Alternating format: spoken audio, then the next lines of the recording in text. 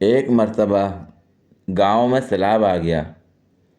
डूबते हुए लोगों को बचाने के लिए हेलीकॉप्टर का इस्तेमाल किया गया।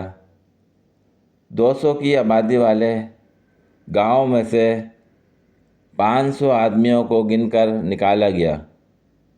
फिर हेलीकॉप्टर वाले सरपंच के पास गए और पूछा, आपके गांव की कुल आबादी 200 है और अब तक मैं 500 लोगों को निकाल चुका हूँ, ऐसा क्यों?